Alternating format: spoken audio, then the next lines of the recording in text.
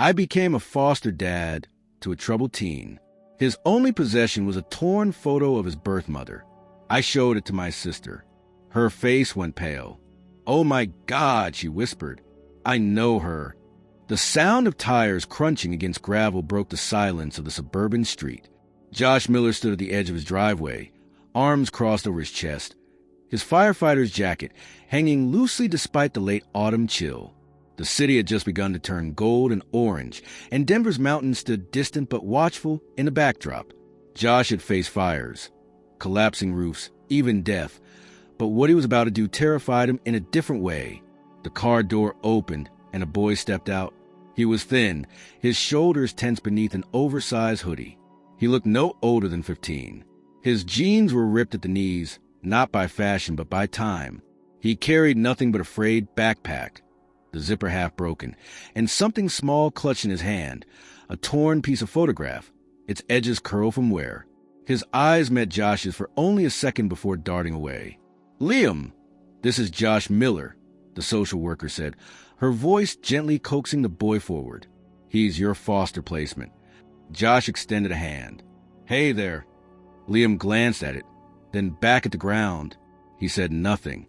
The social worker gave Josh a tight, knowing smile. "He'll need some time," she said quietly. "Been through a lot. Not much trust left in the tank." Josh nodded. "Understood." She leaned toward Liam. "I'll check in next week, okay?" Liam gave the faintest of nods. The car pulled away moments later, leaving behind a silence that felt heavy with unspoken things. Inside the house, Josh tried not to hover. "You can take your pick of rooms. They're all upstairs. Fresh linens. Bathrooms at the end of the hall." Liam climbed the stairs without a word, his hand never leaving his backpack. Josh exhaled, rubbing the back of his neck. He was used to emergency calls and adrenaline, not awkward silences and wounded teenagers. He'd gone through the training, sat through the interviews, signed all the papers. But nothing prepared him for this, the quiet devastation a boy could carry in his shoulders. Later that evening, Josh heard the faint creak of floorboards. He found Liam sitting at the kitchen table, a slice of untouched pizza in front of him. In the soft light of the overhead lamp, Josh saw the photograph again, laid carefully on the table. It was worn to the point of translucency. The image showed a woman's face, half of it anyway. The tears split her nose, and her eyes were barely visible. She looked young, her dark hair caught mid-movement, like she'd been laughing when the photo was taken. Josh hesitated. "Who's that?" Liam's eyes flicked up. "My mom." "Do you remember her name?" He shook his head. "She left when I was little. Said she'd come back." His voice was almost a whisper. "She never did." Josh sat down across from him. "How long ago?" Liam shrugged. "Years. Maybe when I was 4. I don't remember much. Just her face." "This photo?" Josh nodded slowly. "You've kept that all this time?" Liam's jaw tightened. "It's all I have." There was a long pause. Josh didn't press. He didn't ask questions he knew the boy wasn't ready to answer. Instead, he just sat there, the quiet stretching between them. He looked at the photo again. Something about it nagged at him, not the woman's face, but the expression, the moment frozen in time. There was history in that image, something more than what Liam knew. "You want to find her?" Josh asked gently. Liam nodded, but his eyes were hard. No one ever cared enough to help. Josh leaned forward. "Well, maybe that changes now." Liam didn't respond, but his shoulders loosened slightly. Just slightly. That night, long after Liam had gone to bed, Josh found himself staring at the torn photograph on the kitchen counter. He picked it up carefully, as if afraid it might crumble. The woman's half-smile haunted him, not because it was familiar, but because of the sadness behind it. He looked toward the hallway where Liam's room was. The door shut tight. He knew being a foster parent wouldn't be easy. He didn't expect trust to come quickly or affection to bloom overnight. But something about Liam stirred something in him. A fierce protectiveness, maybe, or the ache of seeing a child robbed of answers. Josh had lost both his parents young too, though not to abandonment. It made him think of all the things a boy shouldn't have to carry alone. As the wind rustled the trees outside, Josh made a silent promise to himself. He would help Liam, not just by giving him a bed and meals, but by helping him find the truth, even if it took years.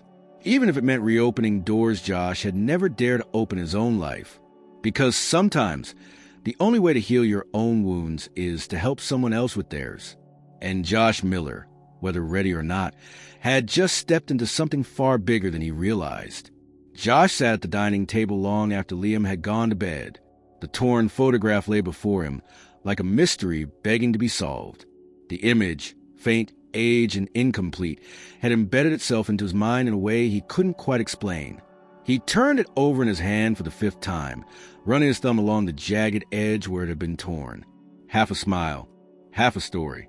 There was something about the way the woman looked, about the emotion frozen in that sliver of time, that refused to let go of him. Sleep was a lost cause. At 7 o'clock the next morning, Josh made 2 mugs of coffee and waited for his sister, Emily, to arrive. She had promised to swing by before her lecture at the university. Josh hadn't given her many details over the phone, just that he needed her eyes on something. She arrived in a hurry, tossing her coat over the back of the chair and planting her travel mug beside his. "All right, what's so urgent you dragged me out before class?" she asked, half joking. Josh slid the photograph across the table. "Take a look." Emily picked it up, curious at first, then still. Her fingers froze mid-motion, and her face drained of color in a matter of seconds. Her breath caught in her throat. Josh sat up straighter. "Emily?" She didn't answer immediately. Her eyes locked on the image, her thumb trembling against its edge. Then, barely louder than a whisper, she said, "Oh my God!" Josh's stomach dropped. "You recognize her?" Emily blinked rapidly, as if trying to shake something loose from deep memory. I think so. I mean, she looks different, older here maybe. But yes, I know this face." "Who is she?" Josh pressed, leaning forward. "You're sure?" Emily didn't respond. She stood up and paced to the kitchen window, clutching the photo in one hand, like it might burn her. Josh waited. The tension thick in the room. Finally, she turned back to him, her face pale. "There was a girl," she began slowly. "Years ago. College. We weren't close, but we shared a few classes. I think her name was Rachel. Rachel something. She was strange. Not in a bad way, just always on edge. Always watching the door, like she was afraid someone would find her." Josh frowned. "How long ago?" Emily leaned on the counter. "2nd year. So more than 15 years. Maybe 16. She was brilliant, soft-spoken, but she vanished halfway through the semester. Just stopped showing up. People assumed she transferred, but I always had the feeling it was something else." "Do you remember her last name?" Emily shook her head. "No, I don't even know if she ever said it. She kept to herself. But she was pregnant when she left." The words hit Josh like a hammer. He stood, grabbing the photograph from the table. "You think this could be the same Rachel?" "I don't know," Emily said. "It's been so long. But when I saw her face, God, Josh, the resemblance is striking. And if that boy, Liam, right? If he's around 15, he is." Emily nodded, her expression tightening. "Then the timeline fits." Josh ran a hand through his hair. "Do you remember anything else? Friends? Places she stayed? Anything?" She never said much. "I remember she used to wear this little blue necklace. Cheap looking, but she never took it off. She always sat near the back of the class. I talked to her a few times, but she didn't open up. I thought maybe she was in trouble." Josh looked down at the photo again. The woman smiled, a softness in her eyes. It suddenly felt more real, more human. Not just a face in the past, but someone who'd once shared moments with his sister. Someone who had vanished while carrying the child who now slept upstairs in his home. "Do you think she's alive?" he asked quietly. Emily didn't answer right away. Then, carefully, she said, "I don't know, but something about her always felt temporary, like she wasn't meant to stay." Josh sat back down. Liam doesn't know her name. He doesn't remember anything except that she left and never came back. This picture is all he has. Emily looked at him, the weight of the moment heavy between them. Maybe it's time to find out what happened to her. Josh nodded, his thoughts already racing ahead. He didn't want to give Liam false hope, but if there was a chance, any chance, that the boy's mother was still out there, he had to try. He owed Liam that much. Later that day, while Liam was at school, Josh returned a photograph and scanned it into his laptop. He zoomed in on every detail: the necklace, the faded background, the edge of what looked like a wooden fence behind her. Nothing gave away a location or a time, but it was something. By the time Liam returned, Josh had printed out a copy of the photo and stored the original carefully in a folder. He didn't mention the conversation with Emily. Not yet. Not until they had more than just a hunch. Liam barely spoke that evening. He picked at his dinner and disappeared into his room without a word. Josh hesitated at his door, but chose not to knock. The boy had walls, and forcing his way in wouldn't help. Instead, Josh returned to the kitchen and dialed Emily again. "I keep thinking about what you said," he told her, "about Rachel looking scared. Do you think she was running from someone?" Emily didn't hesitate this time. "Yes, I do." Josh exhaled slowly. The implications were troubling. If Rachel had gone to such lengths to disappear, then finding her wouldn't be easy. And if she had enemies, real ones, then bringing her into light might be dangerous. But the look in Liam's eyes, the pain in his silence, had carved itself into Josh's conscience. The boy wasn't just searching for his mother. He was searching for identity, for truth, for something to tether him to this world. And if Rachel was out there, Josh would find her. He had to. He just didn't know yet what the cost would be. Emily called Josh the next morning, earlier than usual, her voice low and urgent. I couldn't stop thinking about her. "Rachel, I went through some of my old college boxes last night." Josh sat up in bed, rubbing the sleep from his eyes. "Did you find anything?" "I found a yearbook. She wasn't any of the official photos, but there's a candid picture from a study group I completely forgot about. She's there, sitting in the back." Josh's heart kicked up. "Can you bring it over?" "Already on my way." 20 minutes later, Emily arrived with a thick book clutched to her chest. She laid it open on the kitchen table. There, in a grainy photograph tucked in the corner of a page about campus life, was the same face. Younger, clearer, less haunted. Her dark hair was longer, and she wore that same simple necklace Emily had mentioned. She never gave a last name. Emily said, tapping the edge of the photo. "I've been racking my brain." She introduced herself as Rachel, but that was it. No dorm listings. No clubs. It was like she was trying to stay invisible. Josh stared at the photo, but she had to be registered somewhere. She was. Emily said, briefly, "I remember hearing that she dropped out mid-semester. Administration wouldn't release any info. Privacy policies. But I could try something else." Josh raised an eyebrow. "What do you mean?" "I still have access to the university archives. Staff credentials. I could check the old housing logs or class rosters. It's a long shot, but if she used her real name, it might be buried somewhere in the records." Josh didn't like the idea of Emily taking risks, but he also knew this was the only thread they had. "Be careful," he said. "Don't do anything that'll get you fired." Emily gave him a pointed look. "Please, I've broken into more databases for less." That afternoon, while Liam was out at school, Josh got a text from Emily. "Come to my office. Found something." He drove across town to the university, his stomach tight with anticipation. Emily met him outside her office with a folder clutched tightly in her hand. She registered under the name Rachel Monroe. She said without preamble. No middle name, no emergency contact, just a temporary mailing address and a class schedule. Josh took the folder from her, scanning the pages. "Monroe?" Emily nodded slowly. "Does that mean anything to you?" He shook his head. "Not yet. I did a basic search. Nothing stands out. No criminal record, no public news stories. But her address was a P.O. box, and she never used a campus email. She was hiding," Josh said. "Definitely," Emily replied. "And the timing. She left school around February. which lines up almost exactly with when she would have been in her second trimester. She was pregnant when she vanished. Josh closed the folder. Liam's birthday is in late August. Emily sat down at her desk, exhaling deeply. Josh, I think we're looking at his mother. Then why didn't she come back?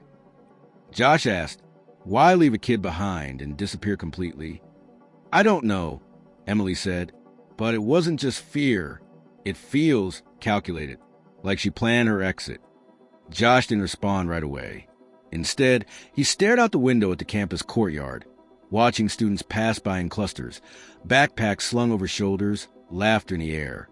Somewhere in those same courtyards, over a decade ago, a frightened young woman had walked alone, carrying a secret she couldn't share. He left the university with the folder in the passenger seat and drove home in silence. Liam was in the living room when he walked in, lying on the couch with a textbook open on his chest. He barely glanced up. Josh sat beside him, careful not to disrupt the fragile peace between them. You doing okay? Liam gave a one-shoulder shrug. School's fine.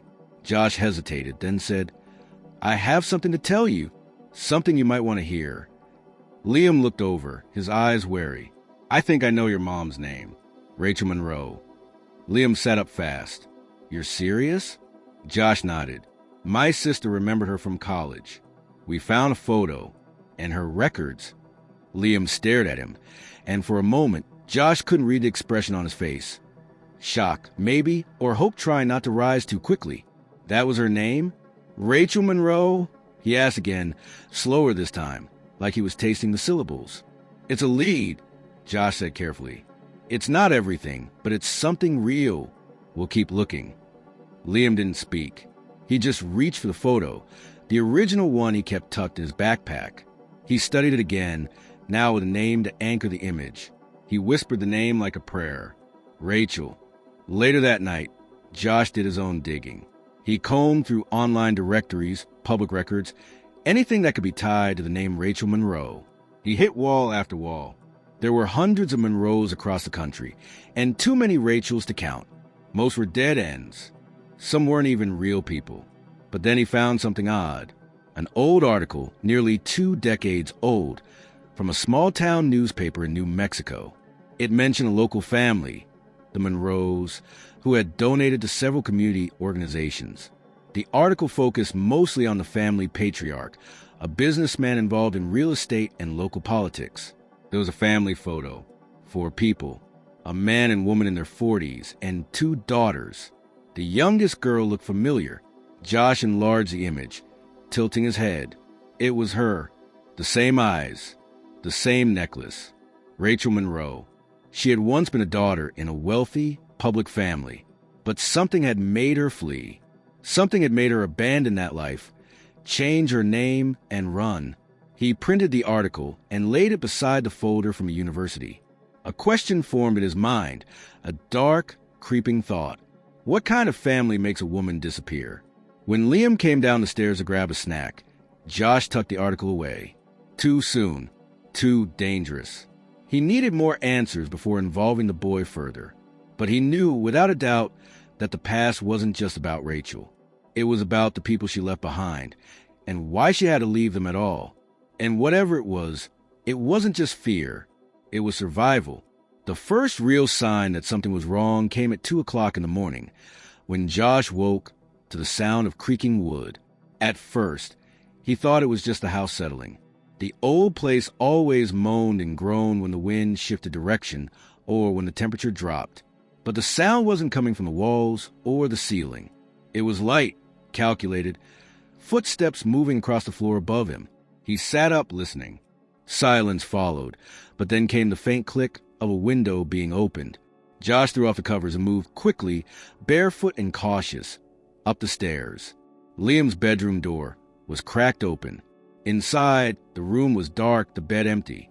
The window above the desk was open, the curtains billowing softly in the night breeze. Liam, Josh called, stepping into the room.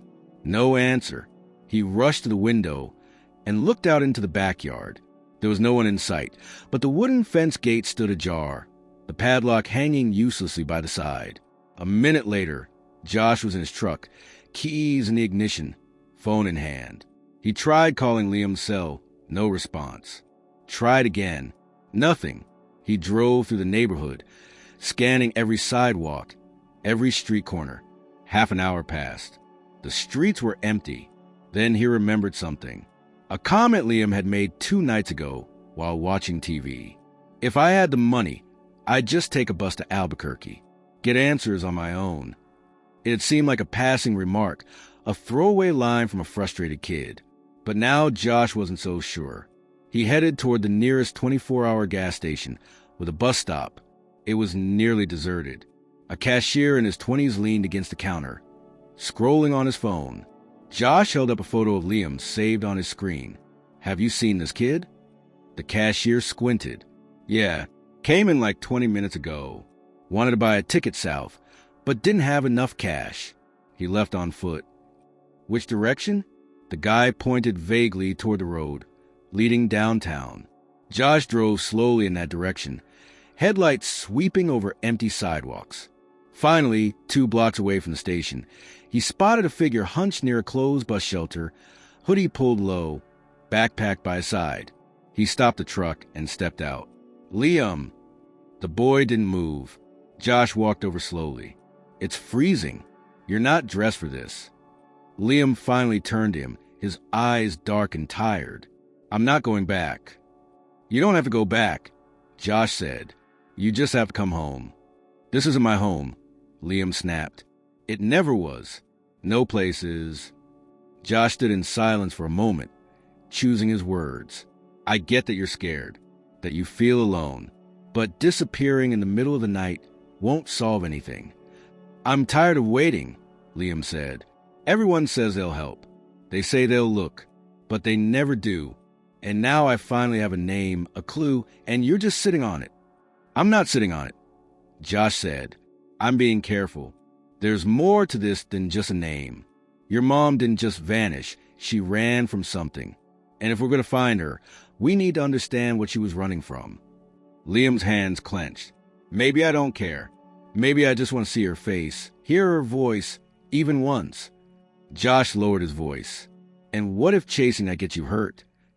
Silence stretched between them. A car passed in the distance. The wind picked up, and Liam hugged his arms tighter around himself. Josh took off his jacket and held it out. "Come back. We'll figure this out together. I won't stop looking, I promise." For a long moment, Liam didn't move.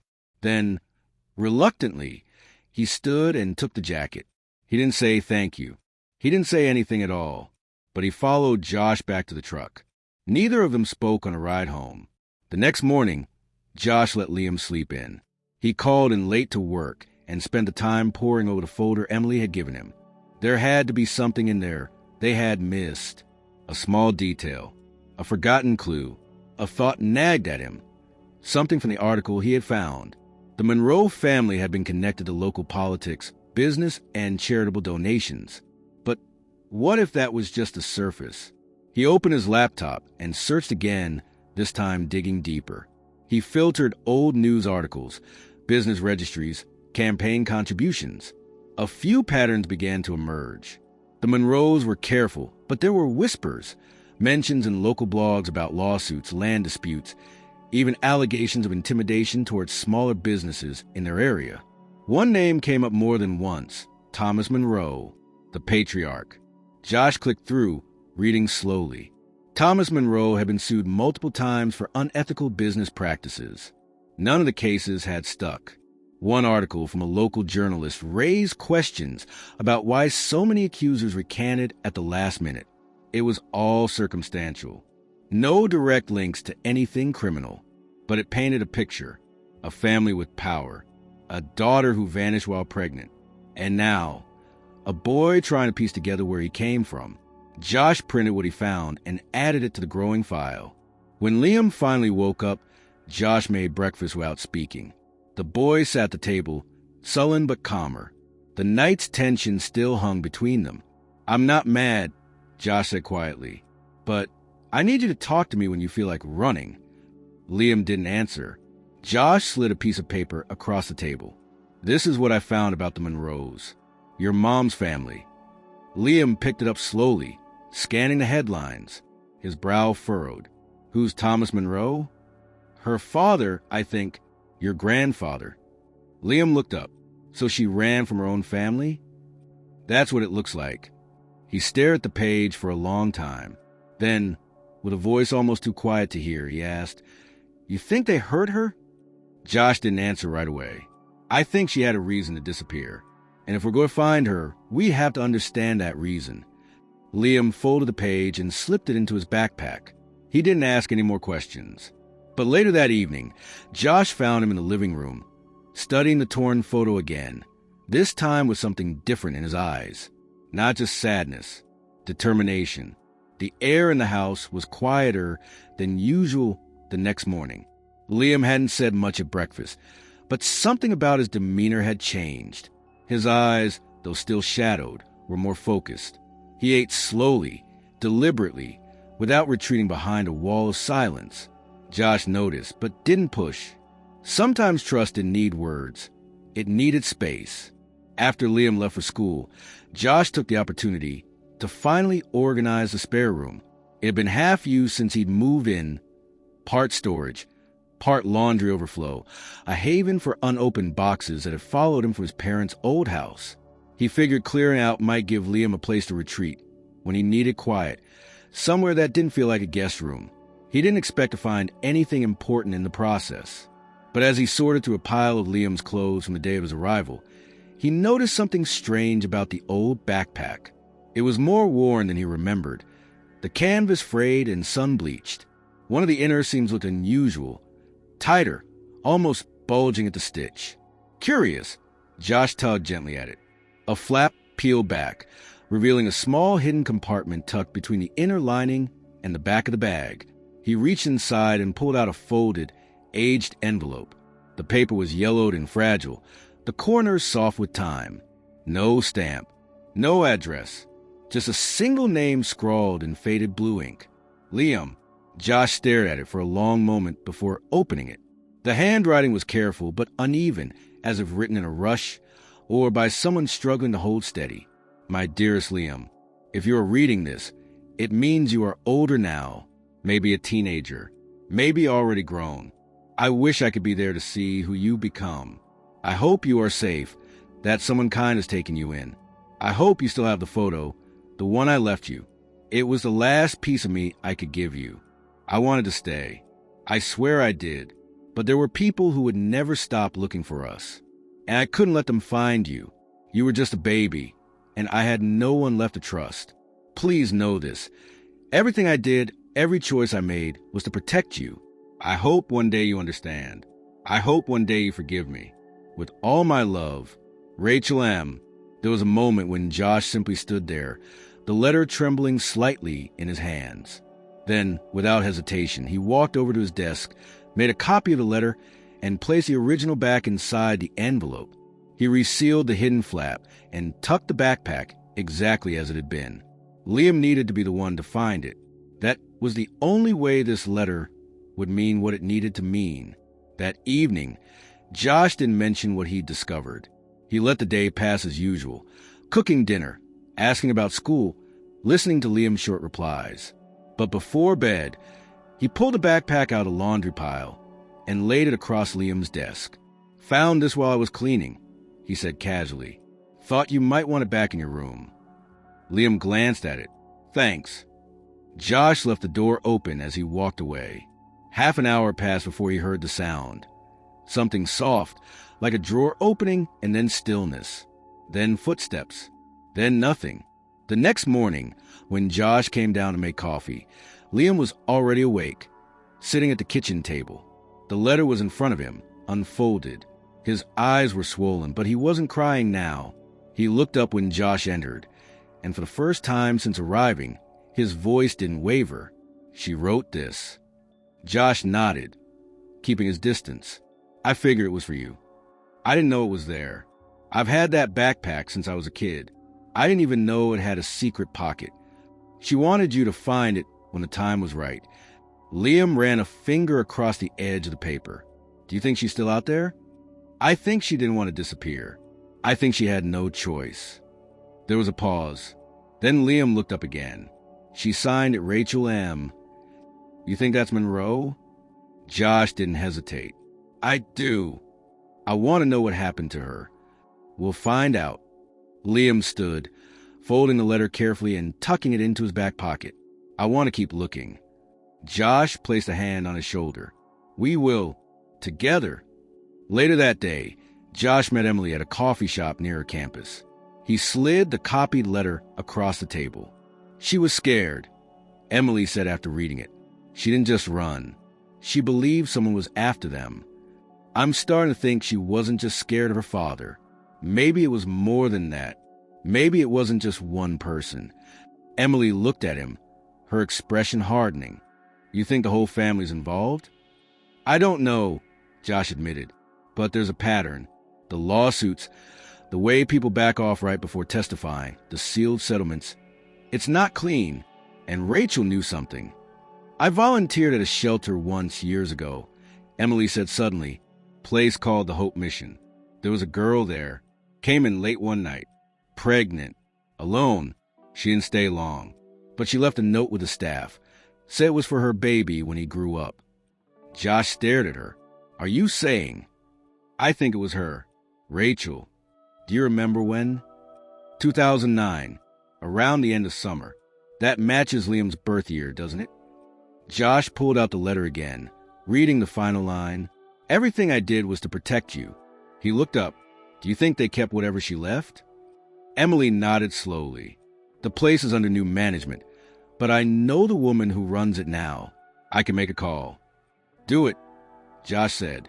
Let's find out what she left behind. That evening, Josh told Liam everything. About the Hope Mission, about the possibility that Rachel had been there, about the note she might have left. Liam's response was quiet but certain. When can we go? Josh placed a hand on the boy's back. Soon. We're getting closer. And for the first time, Liam smiled, not wide, not carefree, but genuine. A flicker of hope had returned, not the desperate, frantic hope of someone clinging to the past, but the kind that moved forward, step by step, into whatever was waiting on the other side of the truth. Josh and Emily left before sunrise. They drove south from Denver into sweeping plains, sunlight creeping up behind distant mountains. The air smelled of damp earth and sagebrush. Liam had asked to stay behind, schoolwork to catch up on, in a taciturn mood that made Josh's heart pinch.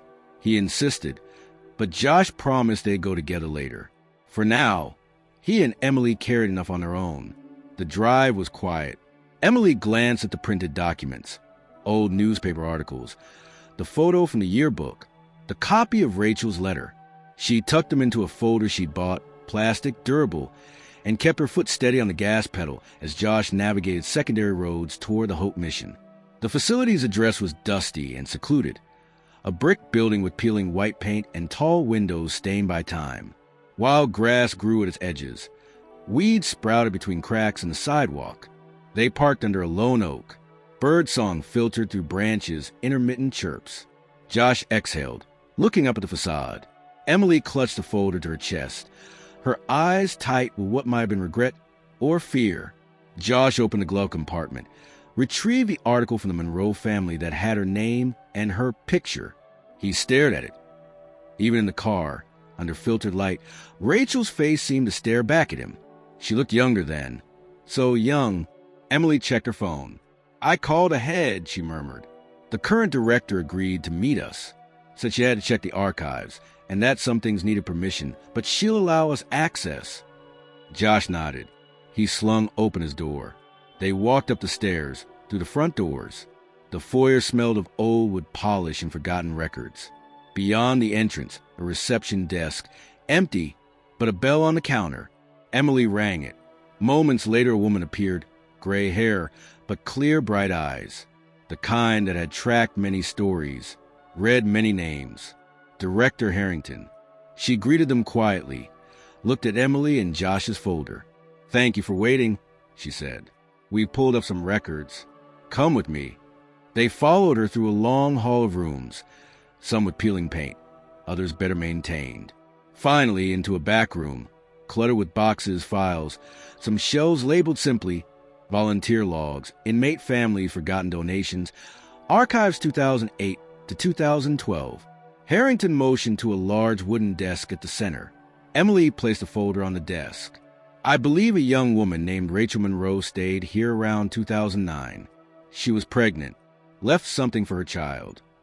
Harrington picked up a thin logbook. She flipped pages slowly. Rachel Monroe, she repeated.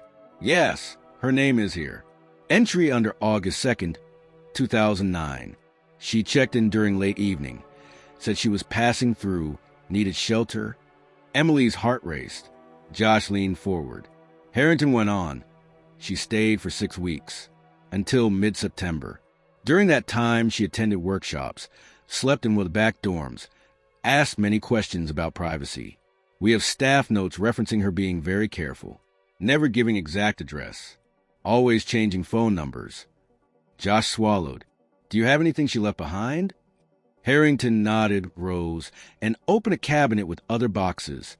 She pulled out one marked Personal Effects, Rachel Monroe. Inside were photographs, letters, a small velvet box, and one blue necklace. A delicate thing with a simple pendant, faded but recognizable. Emily gasped softly. The same necklace described by Emily in childhood memories. Rachel had indeed had that necklace. Josh opened the velvet box. Inside lay a silver locket. It had Rachel's initials inside, RM, and engraved on the back, to protect what matters. Liam's letter. The same words echoed back at him. Protect. He held it carefully, as if touching what Rachel had held. The locket looked old, the silver tarnished but intact. He couldn't stop trembling. Emily lifted a stack of letters. The first few were addressed to my dearest child, and signed, in Rachel's script, letters she had written but never sent. One was postmarked 2009, another from 2010. Most had no address. Some were addressed to Liam, with nothing more. One contained Rachel's fear of them finding out where she was. Another revealed she visited the Hope Mission to gather maps, bus schedules, someone to help her cross states quietly. That's why she checked in as passing through, because she was always... Josh felt a wave of anger and tenderness. He saw in Rachel the desperation to protect this boy, even as she gave him a name and then fled. He turned to Director Harrington. Do we have any record of someone associated with the Monroe name coming here after Rachel? Harrington frowned, rifling through another box. There's a tag for Last Names Monroe and Dinners to Go program, an outreach program. Someone did donate under that name years ago, but no proof of relationship. I'll see if there are staff who remember her. Emily pressed. Her sister? Did anyone say she had a sister? Harrington shook her head. Josh clutched the locket. Everything she did for him, he whispered. We need to keep this safe. Harrington agreed. She photocopied the letters, agreed to give them to Josh and Emily under condition of respecting confidentiality. She gave him the locket to keep, said it was Rachel's, well, that if the child ever asked, this would go to him. Leaving the mission, the sun was lowering. The sky turned rosy. Josh drove slowly, weighed down by what they'd learned. Emily sat quietly, rubbing her temple. The folder beside her grew thick with letters and the small box with locket. They reached home, dusk settling over the city. Liam was waiting in the living room, a single lamp casting soft yellow light. Emily handed him the locket wrapped in tissue paper. Josh handed him a photocopy of one of the letters, one addressed simply my dearest child, dated 2010. Liam's face was unreadable, his hands shaking. He opened the locket carefully. Inside, a tiny portrait, almost a sketch, but it was her face. The half smile from the torn photograph, intact now. It felt like she was there, close. Liam's voice broke. She never wanted to leave me. She tried to protect me. Emily sat beside him. Yes. Josh put a hand on Liam's shoulder. We know more now. We have things she left. Evidence of who she was, what she tried. He paused, looking at Liam. You want to see who she became after you were born? Liam closed his eyes. I need to know. Josh nodded. Then, tomorrow we try more. We trace Monroe families in New Mexico. We find Nina. Liam opened his eyes. Okay, that night Josh lay awake for a long time. He stared at the ceiling, the letters and locket on the desk beside him. The moonlight cast shadows across the room. For the first time, he sensed that the pieces were not just random. They were leading somewhere. That maybe enough of Rachel's past remained for Liam to piece together not just who his mother was, but why she disappeared and where she might be now. They were no longer just observers of the past. They were walking through it. Liam stayed up late reading the letters. He didn't ask for help, didn't say a word, just sat on the floor of his room with papers spread around him like a mosaic of memory. Each page written in Rachel's hand, dated across different years, some longer than others, all echoing the same ache, the same unrelenting pulse of guilt and hope. Josh didn't interrupt. He simply stood outside the door for a moment, listened to the sound of papers shifting, and then walked away. By morning, Liam looked different. He hadn't changed physically, but something internal had clicked into place. A thread had tightened. When Josh entered the kitchen, he found Liam already at the table, the locket around his neck, and Rachel's letters stacked neatly beside his cereal bowl. "She left more than just a photo," Liam said quietly. Josh nodded. "She left you words, pieces of herself." "She said she was being hunted," Liam continued, "by someone in her family. She didn't say who. But one letter from 2010, she said, 'He won't stop looking until I'm gone for good.'" Josh sat down. "Did she name him?" Liam shook his head. "No, she never does. But she mentions a family. Mentions a town in New Mexico. Not by name, just descriptions. Red Hills, a courthouse, a family orchard." Josh's heart tightened. "That matches the article I found. The Monroes own a property like that, near Espanola. Emily traced it to them last year when she was researching small-town land disputes." Liam pushed the letter toward him. "Read this one." Josh took the page. It was dated later than the others. Rachel's handwriting was more chaotic, as though written under stress. "I never wanted you to carry this, Liam, but I couldn't leave without writing it down. The Monroe name has weight where I come from. Too much weight. My father thought he owned people. My brother believed he inherited that right. I left because I knew what they'd do to you if they found you, if they knew you existed. I saw what they were willing to do to other girls. I saw what they tried to do to me. You were never safe in that house." Josh looked up. Brother. She was running from her brother. Liam's face had gone pale. "She says he inherited the same cruelty, that he was worse than her father. Do we have a name?" "Not in the letters." Josh stood and retrieved the file Emily had compiled, flipping through the articles. He stopped at the family photo from a donation piece. Thomas Monroe, his wife, their 2 daughters, and a boy, standing at the edge, a little older than Rachel. Tall, serious-faced. Brandon Monroe, Josh read aloud. Older brother. Involved in the family business. Disappeared from public eye around 2011. Liam clenched his jaw. She said he'd never stop looking.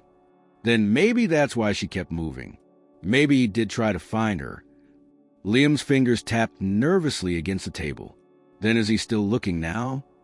Josh didn't answer right away. He looked at the page again, then pulled out his phone and began searching public records. Brandon Monroe had minimal digital footprint. No social media. No business listings. A couple of articles from over a decade ago, mostly regarding property disputes and aggressive takeovers. Then nothing, as if he had vanished. Either he went off the grid, Josh murmured, or someone helped him disappear. Emily called around noon. Her voice was tense. "Josh, you need to see this. Come to my office." They arrived within the hour. Emily had a newspaper clipping laid out on her desk. It was dated 2 years after Rachel disappeared from the shelter. The article was from a local paper in Taos. A Jane Doe had been spotted in the area, suspected to be connected to an unsolved disappearance from years prior. She matched Rachel's age and build. The sighting had been reported by a local woman who claimed she recognized her from a mission home in Albuquerque, but the lead had never been followed. Josh's eyes narrowed. Why wasn't this investigated? Because someone convinced the paper to retract the story the next day, said it was a case of mistaken identity. Liam leaned over. Who convinced them? Emily turned the page. A follow-up statement was included, quoting a local businessman who warned the public not to spread false rumors about respectable families. The name listed at the bottom was Brandon Monroe. Josh stared at the page, something dark and electric building in his chest. He shut it down. Liam sat back slowly. He was close. She was hiding in that area. "I think she's still hiding," Josh said, "and I think she knew he wouldn't give up."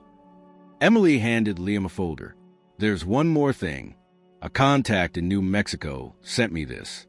It's a scanned intake form from a women's shelter near Santa Fe. It's old, 2015. The name listed is Sarah Miller. But look at the handwriting. Look familiar?" Liam didn't even need to compare it. It's her alias," Emily confirmed. "She used Miller as a last name. Your last name," she added, looking at Josh. "She was trying to disappear completely," Josh said, "but she still left breadcrumbs." "She always hoped Liam would find her," Emily said. That night, back at the house, Liam said nothing for a long time. He sat on the porch, the night air cool, the locket warm against his chest. Josh sat beside him, listening to the faint chirp of crickets. "She was close," Liam finally said. "All these years, and she was just a few states away." Josh nodded. "We'll go there, to Santa Fe. We'll look for Sarah Miller. If she used that name in a shelter, someone might remember her." Liam turned to him. "You really think she's still alive?" "I do, and I think she's been waiting for you." Liam took a deep breath. "Then let's go. I want to find her. I want to know what's left of her story." And just like that, the boy who had arrived with nothing but silence and a torn photo was now ready to walk through the shadows of his past to reclaim what was lost. Josh, Emily, and Liam arrived in Santa Fe under an overcast sky that threatened rain. They drove past adobe houses, low stone walls, orchards in dying hues of auburn and sienna. The orchard struck Liam silent, their bare branches reaching out like black veins over the land. He watched from the back seat, the locket heavy against his skin, the letters heavy in his pocket. Everything felt closer now. The smell of desert, the hush of wind across mesas, as if the land itself remembered what Rachel had fled. They checked into a modest motel, its white stucco walls cracked, windows yellowing. Josh locked the car. "We'll spread out tomorrow. I have a list of Monroe properties, old contacts, places people have mentioned. If she's in this region, she has to leave a trace." Emily nodded. "I reached out to someone who runs a local archive society. They might have recorded hearings and deeds filed under Monroe. Let's begin there." They walked downtown together, past the plaza, toward the county courthouse. The old building loomed, its stone steps worn by decades of foot traffic, its doors heavy and dark. Emily carried the folder of letters. Josh carried the article clippings.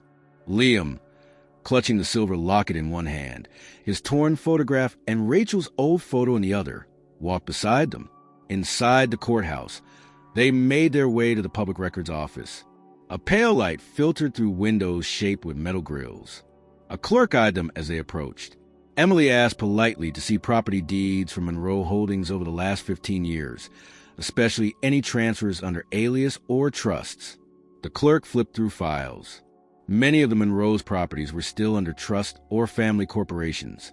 A few had changed hands quietly. One parcel, a small orchard about 15 miles north, was sold in 2012, but before that, records showed it was owned by a Monroe trust controlled by Brandon Monroe. The buyer's name was a shell company, but his signature matched one they had seen in other deeds tied to named Monroe entities. Liam leaned close, staring at the names. Why sell it if she asked him to leave her alone? Josh placed a hand on his shoulder. Sometimes selling property is a way people protect themselves. They muddy the trail. He noted the date, 2012, one of the years after Rachel's disappearance. Could be when Brandon or someone close realized the risk and started covering tracks. They left the courthouse with photocopies of the deeds. Emily suggested lunch at a nearby cafe. They sat outside under a bare tree. Liam had the letter spread before him. He read aloud a passage Rachel had written about orchards, red earth, apple trees, orchards at dusk.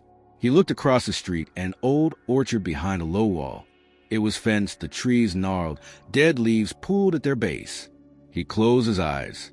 "It looks just like this one," he said. "This could be it." Josh dug through his pocket for the photograph. They walked back to the street, crossed carefully. The orchard was private now. A sign said, "Property of Monroe Holdings, LLC." Liam touched the fence. She said the orchard was hers, that the land smelled like apples in fall. His voice cracked. She loved it here. Josh looked around. The house behind the orchard had broken windows, paint peeled, curtains hung ragged. He checked his phone's map app. One road branched behind the orchard toward a cluster of hills. Emily pulled up property maps she had gathered on her laptop in the motel last night. They matched the parcel. The orchard had once been Monroe's. Decades ago, when the Monroes sold it, the land was subdivided in ways that made legal ownership murky. Emily looked at Josh. They didn't just sell it. They buried it under corporations. People who want power often do that. Liam stared at the trees. She walked here. She breathed this air. Josh nodded, possibly many times. They left without entering the property. Josh didn't want to spook anyone. But as they walked back, Emily called a local historian, an elderly man named Mr. Delgado who grew up in the area, whose family had worked in the orchards. Emily had found his number in a historical registry. They arranged to meet him near the orchard at dawn. That night, Liam couldn't sleep. He stood at the window, listening to Joshua breathing in the next room, Emily's lamp still burning faintly under the door. He held the locket, pressed it to his chest. Imagine Rachel's fingers knitting it shut. He thought of every letter she'd written about fear, about hiding, about love. The orchard kept circling in his mind. If she had passed through there, even just once, he couldn't accept that image fading. Dawn came cold and still. They met Mr. Delgado beside a dusty fence overlooking the orchard. He had skin like cracked leather, eyes bright with memory. Emily introduced them, showed him the photograph, the letters, the locket. "Rachel Monroe," Mr. Delgado said at once, his voice quiet, reverent. He pointed at the orchard. "We called her the quiet Rachel around here. I remember her. She came through. She used to sit by those trees in the spring when the blossoms came. She whispered to her belly, said she needed time, said the land smelled safe." Josh swallowed. "Did she ever stay here long?" Delgado paused, rubbing a hand over his chin. "A few weeks, less than a month, but people in town noticed she always avoided company. Never at markets, never at church. Someone said the Monroes sent a car one night. Rumor is she ran again."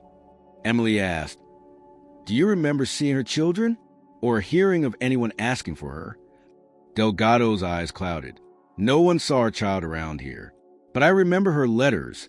They were kept by a woman at this mission in town. Old Maria. She looked after her for a bit when Rachel felt sick. People say Maria gave Rachel money, food, no questions asked." Liam's hands tightened on the locket. "Did Maria ever say where she went?" Mr. Delgado shook his head. "No name, just directions. Mountain roads. A cabin. She said Rachel wanted somewhere far, alone, hidden."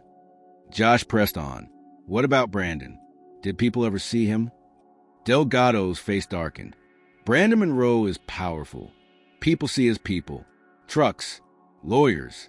Sometimes a black sedan. Always staying back. Once I saw a car follow Rachel as she left Maria's house. She vanished." Emily exchanged a look with Josh. So the danger was real. They stayed near the orchard for hours. Liam picked up fallen apples, cracked shells, leaves. He ran his fingers through the soil, the scent of earth familiar. He closed his eyes, imagined Rachel there, the apple blossoms, the orchard alive. It felt like stepping into a memory he never had, but something in him recognized. Back in the car, Josh drove them through winding roads towards Santa Fe. Rain began, soft at first, then steady. The wind rattled the wipers. The land turned slick. Liam sat quietly. Then he said, "She made a home there for a moment. That tells me she didn't want to disappear forever." Emily glanced at Josh through the rear view. "We'll find her, Liam. She's out there. Josh thought of Brandon Monroe, of power, of money, of secrets hidden in property deeds. The Monroes had tried to erase what Rachel had built, what she was and what she left. But now the land whispered back. The orchard stood witness. And sometimes that's enough to begin. Back in Denver, autumn had begun to turn harsh. The trees outside Josh's house had lost most of their leaves, and the wind carried a bite that hinted at winter's approach. But inside, things had shifted in a different way. Liam moved with a quiet sense of direction now. He woke early, helped with breakfast without being asked, and spent his evenings rereading Rachel's letters as if memorizing each curve of her handwriting could somehow lead him closer to her. Josh, meanwhile, kept digging. The orchard visit had confirmed what he feared. Rachel had been hunted, and she had made it far enough to almost disappear completely. Almost, but not entirely. There were still trails, still whispers, and Josh refused to believe they had reached a dead end. Emily returned to her campus office late one night after a faculty dinner. She was halfway through grading papers when she remembered something. An old storage box she had forgotten beneath the filing cabinet. It had been there since she changed offices nearly 4 years ago, back when the department underwent renovations. She pulled it out, coughing at the dust, and peeled back the tape. Inside were stacks of old notebooks, course plans, letters from former students, and something else.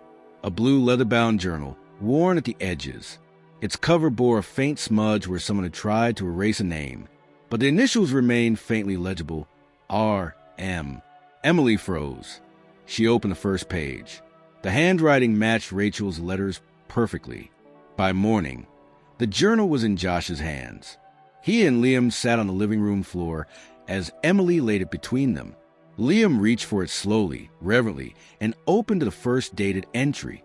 February 26, 2009. There's something about walking through a crowd and knowing no one sees you. Not really. They see what they expect. Pregnant girl. Shy. Quiet. But inside I am screaming. Screaming because I know what happens if he finds me. Screaming because I never wanted to bring a child into this war, this name, this bloodline. Liam kept reading, his voice breaking occasionally, his fingers turning pages that had not seen light in over a decade. Rachel had documented everything. The escape from her family home in the middle of the night, the bribe she paid to drivers to take her across state lines, the moments when fear nearly paralyzed her, her weeks at the Hope Mission, the kindness of strangers, the hunger, the pain of sleeping in alleys some nights, and then the turning point. I met a woman named Maria today. She saw me sitting behind the church, gave me bread and tea, asked no questions. But I cried anyway. I told her everything. She didn't flinch. She just said, some roots are better broken if they were poisoned. Josh glanced at Emily. Maria helped her. That part matches what Delgado told us. Liam flipped further ahead. August 30th, 2009. He was born yesterday. He's small, but he screamed like thunder when he came out. The nurse smiled. She said he's going to be a fighter. I named him Liam, not after anyone, just a name I read in a book when I was young. I thought it sounded brave. I hope he grows up braver than I ever was. Liam's throat constricted. He closed the journal momentarily, staring at the floor. Josh touched his shoulder. She named you for strength. She didn't run from me, Liam whispered. She ran from me. They read the next entry together. September 20th, 2009. I've made arrangements. A shelter in Oregon. A friend of Maria's. They'll take us for a while. I have to keep moving. He's just weeks old, and already I see them in him. Not the danger. The light. The hope. I will not let my brother find him. I will not let my father control his life. Josh leaned back against the couch, absorbing each word. The final entries, however, took a darker turn. March 3rd, 2010. I saw a black car outside the shelter today. The same kind my father used to own. I didn't wait to see who was inside. We're moving again tomorrow. June 12th, 2011. I left Liam in safe hands. It broke me, but I had no choice. I've burned every trail. I have to disappear completely. If I don't, they will find him, and they will use him. I'd rather he'd grow up not knowing me than be raised in their shadow. Liam stood abruptly. He paced the room once, twice, then stopped at the window. So she left me on purpose. But not because she didn't want me, because she had to. Josh joined him. She believed it was the only way to keep you safe. Emily sat quietly, the journal still open on her lap. She left him with someone she trusted. Liam turned. Do we know who? Josh shook his head. She never named them, but she said Oregon, a friend of Maria's. That's our next step. Emily began compiling names of shelters in Oregon that were active around that time. Josh contacted Delgado again, who confirmed that Maria had extended connections with 2 facilities in Portland and 1 in Eugene. They narrowed it to the most likely one, a women's safe housing organization known as the Harbor House. Josh called and asked for archived records from 2010. The woman on the line was cautious, but when Josh mentioned Rachel's name, there was a pause. I've heard that name, she said. Rachel Monroe. Or maybe she went by Miller. I'd have to check. Hold on. Silence. Then rustling. She was here for about 2 months. She never used the same last name twice, but she carried a child. And then one day, she left alone. Josh's chest tightened. Do you know where she went? She told one of our staff that she had family in Washington State, that she might go there. She was scared. And then she was gone. No forwarding information. Josh asked, did she leave anything behind? A few things. Clothes. And a book. A small journal. We held in storage for a while. But after a few years, unclaimed items are donated. Liam listened from across the room, every muscle taut. Washington, he said softly. She kept moving north. Josh looked at him. And now we know what to search next. Emily closed the journal, tying the strap back around it. She kept leaving us maps. Liam nodded, and I'm done just reading them. I'm ready to follow them. They spent the rest of the evening tracing locations in Washington. Shelters, small towns, transit hubs, cross-checking any name variations Rachel might have used. The name Sarah Miller came up again, attached to a volunteer registry at a halfway house in Tacoma. Josh made a call. When a woman answered and confirmed that Sarah Miller had indeed volunteered there between 2013 and 2014, Josh's voice caught. Do you have a photo? A moment later, an email arrived. It was her, older, thinner, but the eyes were the same. Rachel Monroe, alive. The photograph on Josh's phone was irrefutable, though time had drawn new lines into Rachel's face, and her once dark hair was now streaked with gray. Her eyes had not changed. They carried the same sorrow, the same fierce caution that marked every letter she had written. For Liam, the image didn't spark confusion. It sparked recognition, a knowing that defied time. For the first time in his life, he wasn't just imagining what she looked like. He was seeing her. She's alive, he said, voice steady. I knew she had to be. Josh exhaled slowly, his fingers tight around the edge of the phone. Now we find out why she never came back, and whether she can. They made arrangements quickly. Emily stayed behind in Denver to continue digging through property records and business affiliations linked to Brandon Monroe. The trail had grown quieter in recent years, but the silence only deepened her concern. Liam and Josh, meanwhile, boarded an early morning flight to Santa Fe. The halfway house where Rachel had last been seen was no longer operational, but Josh had secured an address through the shelter's former director.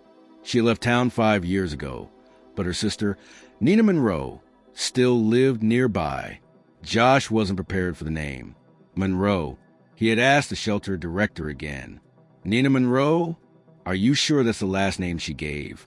Yes, the woman had said. I remember because it seemed odd. She said she had no connection to the Monroe family, that she took her mother's name. But there was something in the way she said it, like she was testing me. Now, as they approached a modest building in a quiet Santa Fe neighborhood, Josh could feel Liam's energy shifting. The boy had been quiet on the flight, but not anxious, focused, as if all the fragments of his identity were slowly aligning. Josh rang the doorbell once, twice, The door opened. A woman in her 30s stood behind it. She wore jeans, a plain sweater, and no makeup. Her face was kind, but cautious. When her eyes landed on Liam, something shifted. She didn't speak right away. Her hand gripped the edge of the door, knuckles white. Josh stepped forward gently. "Are you Nina Monroe?" She nodded slowly, eyes never leaving Liam, who's asking. "My name is Josh Miller. This is Liam." The woman's breath caught. "Liam," she whispered. She opened the door wider, motioning them in. They stepped into a small, clean living room. Books lined the shelves. A photograph of a desert landscape hung on the wall. Nina moved toward the window and stood in silence, arms folded across her chest. "You recognize him?" Josh said. She turned, slowly. "I do. The moment I saw him." Liam took a step forward. "How?" Nina's voice was soft. "Because I have his mother's eyes." Josh frowned. "You're Rachel's sister." Nina nodded. "Half-sister. Same mother. Different fathers. I didn't grow up in the Monroe household. My mother left before things got too bad. But I knew about Rachel. She stayed. I only met her once, when I was 12. She came to see our mom, quietly, without our father's permission. Did she ever talk about what happened?" Josh asked. Nina looked at Liam. She didn't have to. You could see the damage, the fear. Her father was a powerful man, manipulative, controlling. And Brandon, he was worse, entitled, dangerous. Josh's jaw tightened. She said she was running from them, that she had to protect her son. She was, Nina said. When she came to me in Oregon, years later, she was thin, exhausted, paranoid. She had nothing but a backpack, a baby picture, and a burner phone. She said she couldn't stay, but needed a safe place for a few days. I didn't ask questions. I just gave her room. Liam's voice cracked. "Why didn't she stay with you?" "Because she knew Brandon had people watching. And if they found her, they might find me too. She didn't want to pull me into it. She had already lost so much. She told me she'd change her name to Sarah Miller, taken odd jobs, stayed off the grid." Josh stepped closer. "Do you know where she is now?" Nina hesitated. "She's alive, but I don't know where exactly. We had a system. She'd call me once every few months from a private line, just to say she was okay. But the last call came more than a year ago. I haven't heard from her since." Liam sat down, the silence stretching. "Do you think she's gone?" "No," Nina said firmly. "I think something scared her again. Maybe she had to move fast. That's what she always did when she felt the past closing in." Josh rubbed his temples. "And Brandon? Is he still trying to find her?" Nina's expression darkened. "He vanished, went off the radar. But people like him don't stop. They just hide better. Last I heard, he was using false identities. Rumors said he had connections to trafficking rings, real estate scams, blackmail, but no one's ever pinned anything on him." Liam looked up. She said he would never stop. "He won't," Nina said, "unless someone stops him." Josh leaned forward. "Can you help us find her?" Nina nodded. "There's one last place she mentioned, a safe house, not official, run by an old friend of hers from her first escape. She said if she ever disappeared for good, that's where she'd go." "Where is it?" Josh asked. "Out near the border of Oregon and Washington, in the woods. It's hard to find unless you know what to look for." She called it the cabin. Said she had a box hidden there, just in case. Liam stood. "Then that's where we go." Josh nodded. "Do you have directions?" Nina retrieved a notebook from her shelf. Inside, scribbled directions, old maps marked landmarks. She handed it to Liam. "I hope you find her," she said. "And I hope when you do, you tell her she was right to run." They left the house as the sun began to dip below the horizon. Liam held the notebook like it was made of glass. In the car, he sat in silence for a long time before speaking. "She has no idea I'm looking for her. She will," Josh said. "We're almost there." Liam looked out the window. The road ahead was long, but for the first time, the path wasn't fading behind them. It was opening up wide and real, leading straight to the truth. The drive from Santa Fe to the Oregon-Washington border took them nearly 2 days, split across long hours of open highways and silent reflection. Liam barely slept. He spent most of the trip poring over the notebook Nina had given them, tracing the route her sister once followed. The directions were sparse, marked by hand-drawn roads and vague landmarks. Crossroad with crooked oak, barn with red roof, third dirt path after mile marker. No addresses, no GPS coordinates, just memory and trust. Josh kept the truck steady as the terrain began to change, the dryness of the southwest giving way to denser forests and mist-covered roads. Pines lined the edge of the Tulane Road. Fog hung low in the valleys, and rain fell in steady, rhythmic taps against the windshield. They stopped once for gas and again for food, but neither spoke much beyond the necessities. The silence was uncomfortable. It was a shared understanding, as though both were reserving their energy for what came next. As they neared the region Nina had described, the paved roads ended. Josh switched to four-wheel drive and followed a gravel trail that twisted deeper into the woods. Third dirt path after mile marker, Liam said quietly from the passenger seat. That's what it says. Josh squinted at the road ahead. The mile marker came into view, partially obscured by overgrowth. He slowed and made the turn. The dirt road narrowed as they went, tall trees pressing in from both sides. Liam stared out the window, searching for signs, a clearing, a cabin roof, anything that felt like something other than wilderness. Then, up ahead, a break in the trees. There, Liam said. Josh parked the truck at the edge of a small meadow. In the distance, barely visible through the fog, stood a single wooden cabin. No mailbox, no power lines. A small garden lay untended beside the porch, overgrown and scattered with fallen branches. The windows were shut and the door hung slightly ajar. Josh turned off the engine. You ready? Liam nodded. They stepped out of the truck together. The cabin was eerily quiet. No birds, no rustling wind, just a soft patter of rain on the roof. Josh knocked once. No answer. He called out. Still nothing. He glanced at Liam, then pushed the door open. The interior was sparse but clean. A wood-burning stove in the corner, a small bed, a table with 2 chairs, and a shelf lined with a few books and canned goods. It didn't look abandoned. It looked prepared. She's been here, Liam said, moving slowly through the space. Maybe not recently, but this place isn't empty. Josh nodded. Let's look around. They searched the cabin carefully. In a drawer beneath the stove, Liam found a stack of papers, maps, sketches, even receipts from small towns across the Pacific Northwest. There were also newspaper clippings, some about missing women, others about Monroe real estate disputes. But the most important discovery was under floorboards. Josh noticed the boards near the bed were loose.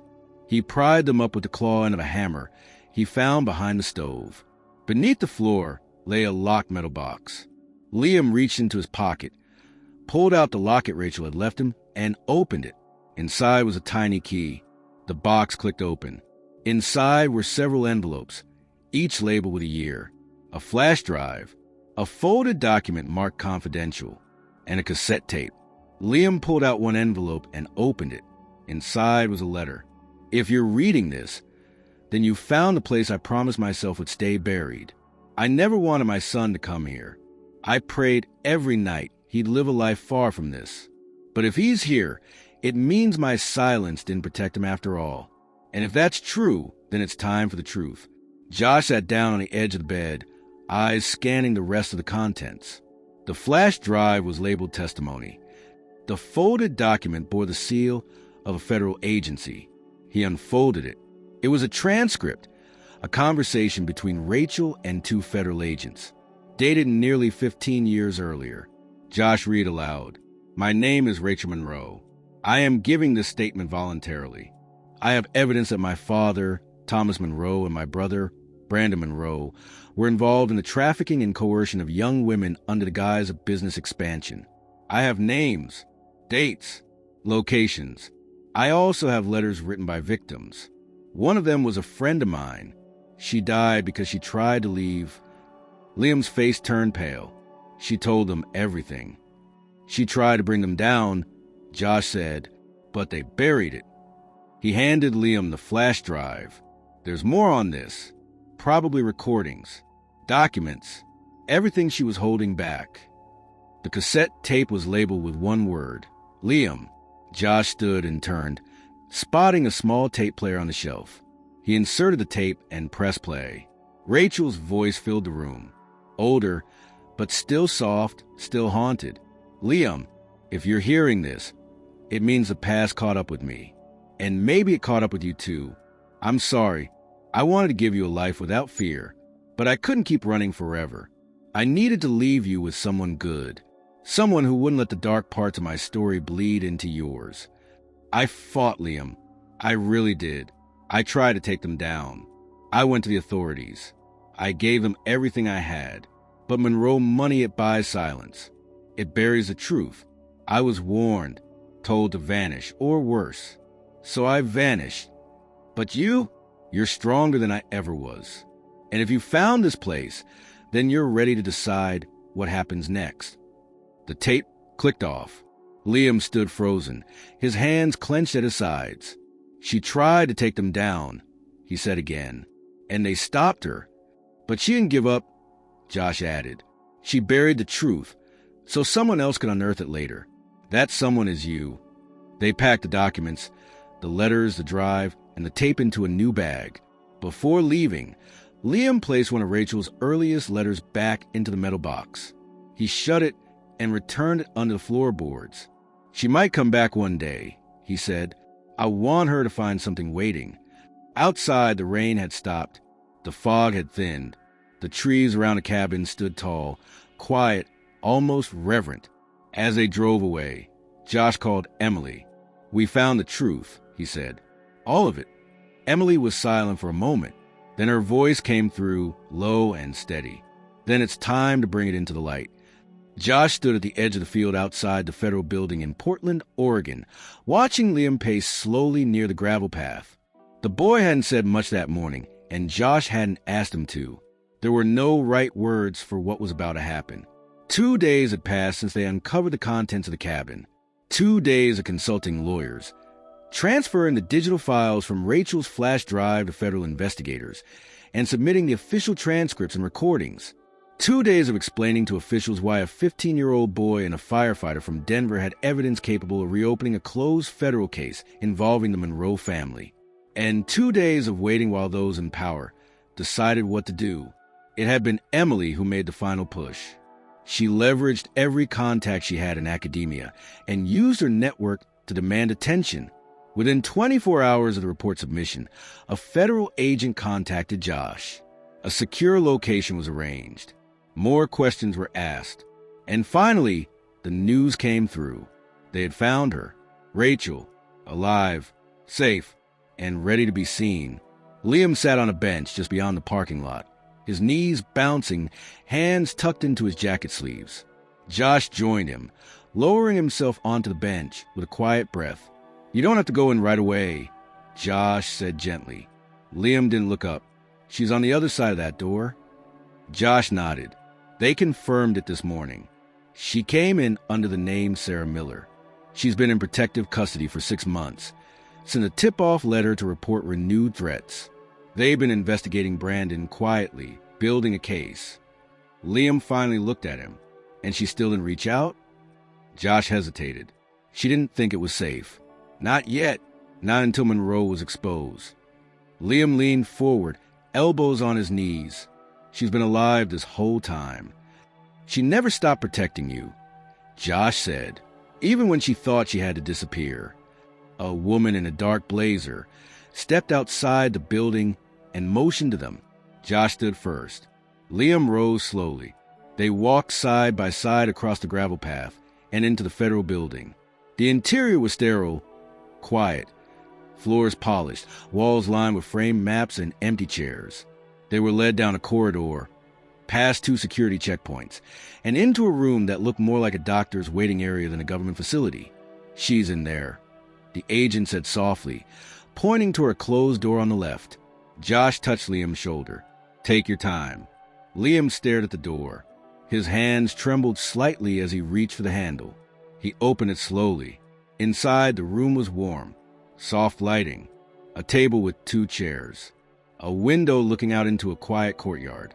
And sitting by the far wall, her back straight, was Rachel. Her eyes lifted the moment the door opened. They met Liam's, and for a heartbeat, neither of them moved. She stood. Liam stepped inside and shut the door behind him. For a long moment, there were no words. Rachel looked older than the photograph in the shelter's records. Her face carried time, and her shoulders, despite standing tall, showed years of tension that never left. But her eyes, those remained unchanged. "Liam," she said, just above a whisper. He took a hesitant step forward. "I wasn't sure I'd ever get to say your name again," she added. He swallowed hard. "Why didn't you tell me?" Tears welled in her eyes. "Because if they had found me, if Brandon had ever figured out where I was hiding, I wouldn't have just lost my life. I would have risked yours. I thought disappearing was the only way to save you. I spent years thinking you left because you didn't want me." She shook her head. "Never. I wanted you so badly it hurt. But I couldn't risk you growing up inside that family. I couldn't let you carry their name." Liam stepped closer. "You named me Liam, after a character in a book." Rachel's eyes widened. "You read the journal?" He nodded. She gave a shaky laugh. "I didn't think you'd ever find that place." "I did," he said, "with Josh." Rachel's expression softened. "The man who took you in? He's more than that now." She reached out, hand trembling. "May I?" Liam didn't hesitate. He stepped forward, and Rachel wrapped her arms around him, holding him with a desperation that had waited 15 years to be released. She buried her face in his shoulder. Her voice cracked against his neck. "I am so sorry." Liam clung to her, eyes shut tight. "You came back." "I never left you," she said. "I only stepped into the dark to keep the light alive." They stood like that for a long time. Outside the room, Josh sat quietly, watching the door. The agent beside him didn't speak. There was nothing to say. Eventually, the door opened again. Liam emerged, eyes red but clear. Rachel followed, her face streaked with tears but more alive than anything Josh had expected. She walked up to him. "You must be Josh," she said. He nodded. "Yes, ma'am." She stepped forward and took his hand. "You saved my son." Josh shook his head. He saved himself. I just kept the door open. Later, they sat together in a small meeting room. Rachel explained everything. How she'd stayed one step ahead of Brandon for years. How she had documented everything and tried, again and again, to get the government to listen. How every attempt ended in silence or threats. How eventually she decided to live in hiding, only resurfacing when she believed the trail was cold enough. "They say they have enough now," she said. "Your testimony, the documents, the recording. Brandon's not untouchable anymore." "And you?" Josh asked. "They're offering a new identity, a way to vanish again, permanently this time." Liam's head jerked up. "What?" Rachel turned to him, her face torn. "I don't want to leave, but I also don't want to bring danger to you, or to Josh, or anyone else." "You don't have to run anymore," Liam said. "You're not alone now." She looked at him, her hand reaching for his again. "If you'll have me, I'd like to stay." Liam gave her a nod. "I've been waiting for you my whole life." And just like that, the reunion wasn't just about rediscovery. It became a beginning, fragile, uncertain, but real. That night, they walked together under the evening sky. The three of them, not as fugitives, not as ghosts, but as something whole, finally forming after years of loss. Tomorrow would bring more challenges. But for the first time, tomorrow didn't feel so far away. The air in Denver felt different when they returned. Not because of the season, though the first snow had come early that year and left a dusting of white across the rooftops, but because everything had shifted. The story that began with a torn photo and a quiet, guarded boy stepping into Josh Miller's home had arrived at something resembling resolution. Not an ending, not yet, but a stillness where chaos had once lived. Rachel walked through the front door with hesitant steps. She paused in the hallway. her eyes tracing the framed photos, the books on the shelf, the coats hung neatly by the door. Liam stood beside her, watching her reaction carefully. Josh said nothing. He had cleaned the house thoroughly before they arrived, not because he needed to impress anyone, but because he understood the significance of what it meant for her to walk freely into a home again, one that didn't belong to fear or secrecy. "This is yours," she asked softly. Josh nodded. "It's ours now." Liam led her to the living room, where a small fire crackled in the hearth. A copy of her diary sat closed on the coffee table, along with a few of the letters she had once written to him. Rachel picked one up. She turned it over in her hands and smiled faintly. "I wrote these thinking they'd never be read," she said. "They were," Liam replied.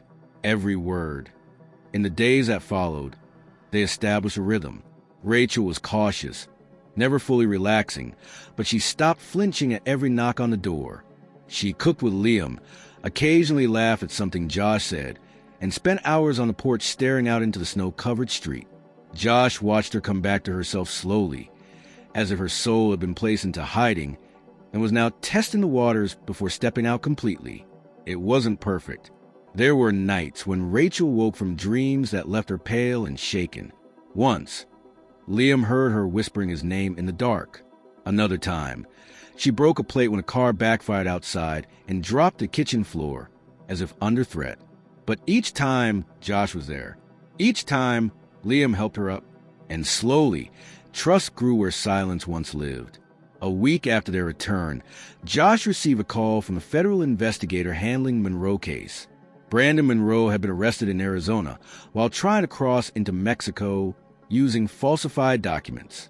He was in custody, and though the charges were mounting slowly, the weight of Rachel's recorded testimony, the flash drive, and the physical evidence in the cabin were already being reviewed by a federal grand jury. They're going to pursue full prosecution, the agent confirmed. And they're asking Rachel if she wants to testify. Josh relayed the message carefully. Rachel didn't answer immediately. She stared out the window for a long time, then turned to Liam. "I don't know if I'm strong enough," she admitted, "to stand in front of them, to look at Brandon and speak my truth."